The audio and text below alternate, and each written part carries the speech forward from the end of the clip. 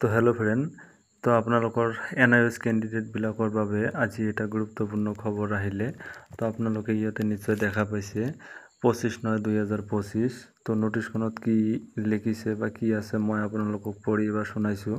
তো ইয়াতে লিখা আছে যে in pursuance of the order of the honourable Guwahati high court passed in WBC, ইয়াতে কেছ নম্বৰটো দিয়া আছে ৰূপম ৰয় and others versus State of Assam regarding the validity of 18-month diploma in elementary education Assam DLED from National Institute of Open Schooling NIOS and in continuation to this office advertisement নং ইয়াতে দিয়া আছে LPৰ advertisement যেটো 26/12/2023 প্ৰকাশ পাইছিল আৰু advertisement B যেটো ইউপিৰ বাবে আছিল। তো ইয়াতে ডেটটো 26/12/2023।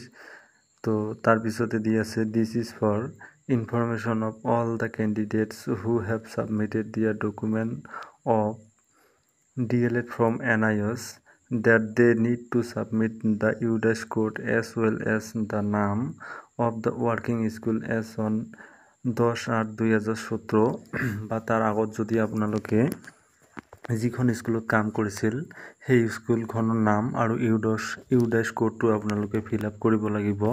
তো আপোনালোকে এটা কথা ইয়াতে নিশ্চয় দেখা পাইছে যে যিসকল প্ৰাৰ্থীৰ নামৰ এগেইনষ্টত উইথহেল্ড লিখা নাই তেওঁলোকৰ নামৰ এগেইনষ্টত ক্লিয়াৰ আছে। ৰিমাৰ্কছত যিখন প্ৰভিজনেল মেৰিট লিষ্ট ওলাইছিল তাতে সিহঁতৰ যিটো ৰিমাৰ্কছ থাকে সেই ৰিমাৰ্কছত তেওঁলোকৰ একো লিখা নাই, তেওঁলোকৰ ক্লিয়াৰে আছে। আৰু কিছুমান কেণ্ডিডেটৰ যিসকলৰ ইউডাছ বা অন্য কিবা ডকুমেণ্ট যিবিলাক বিচাৰিছিল DWৰ ফালৰ পৰা তেওঁলোকে দেখাব পৰা নাই, সেই সকল কেণ্ডিডেটৰ উইথহেল্ড হৈ আহিছে।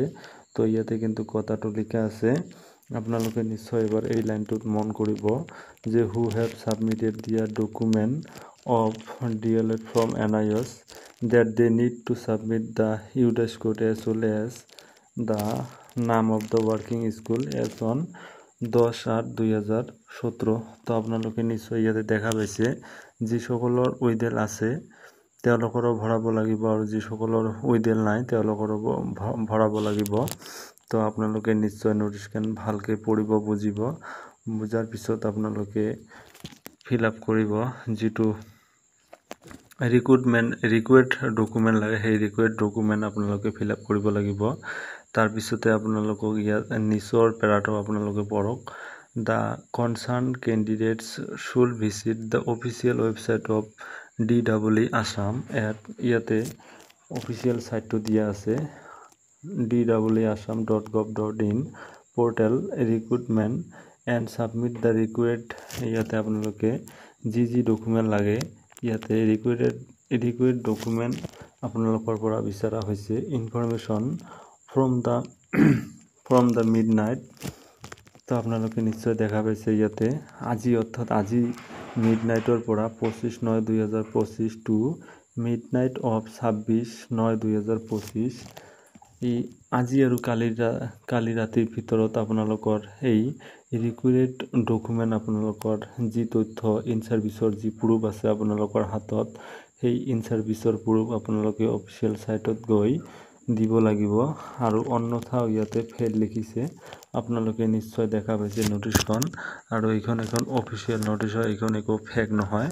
তো NIOS কেণ্ডিডেট সকলৰ বাবে এইটোৱে এটা খবৰ আছিল আৰু তেওঁলোককো সময়ো বহুতো কম দিয়া হ'ল। তো দেখা যাওক কি হয়, আপোনালোকে নিশ্চয় ফিল আপটো কৰি দিয়ক, তাৰপিছত কি হয় দেখা যাব। তো থেংক ইউ ফৰ ৱাচিং।